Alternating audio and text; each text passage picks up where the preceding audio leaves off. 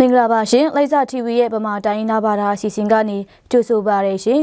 မတ်လ18ရက်နေ့ညနောက်ဆုံးရရှိထားတဲ့သတင်းတွေကိုကျွန်မကွန်မန်ဒေလာကနေပြီးတော့တင်ဆက်ပေးပါမယ်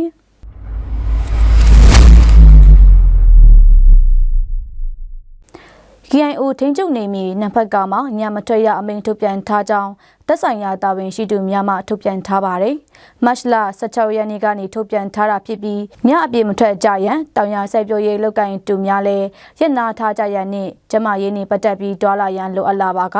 သက်ဆိုင်ရာရောက်က အုပ်ချုပ်ရေးရုံးတို့တိုင်ကြားရန်လည်းပြောဆိုထားပါတယ်။ပြည်သူများအရေးကြီးတွာလာရန်လိုအပ်လာပါကသက်ဆိုင်ရာတာဝန်ရှိသူများကိုအကြောင်းကြားခြင်းပြုလုပ်ရန်နှိုးဆော်ထားကြောင်းလည်းသိရပါတယ်ရှင်။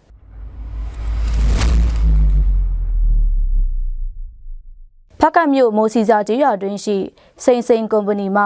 မတ်လ19ရက်နေ့ကမိပြိုမှုကြောင့်အလုတ္တမ9ဦးတေဆုံးသွားကြောင်းသိရပါတယ်။အဆိုပါတေဆုံးသူတွေဟာစိန်ကုမ္ပဏီမှအလုလုပ်နေကြတဲ့စင်မင်းခန့်တန်းကိုဦးမြို့မြင့်ဦးနော်ထွေအောင်ကျော်ထွေးတို့ဖြစ်ကြောင်းသိရပါတယ်။ဖကန်ဒေတာအတွင်းအခုလိုမိပြိုမှုကြောင့်ပြည်သူတွေအသက်ဆုံးရှုံးမှုတွေမကြာခဏဖြစ်ကြောင်းလည်းသိရပါတယ်ရှင်။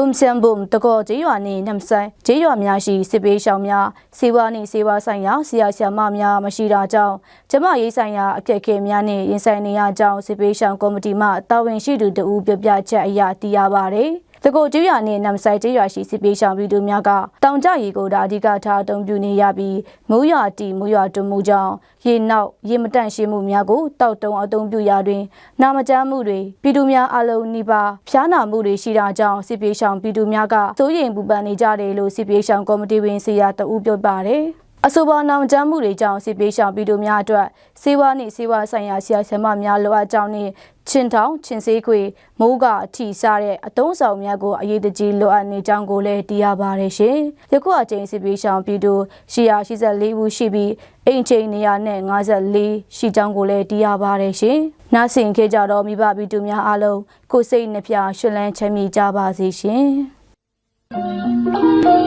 ။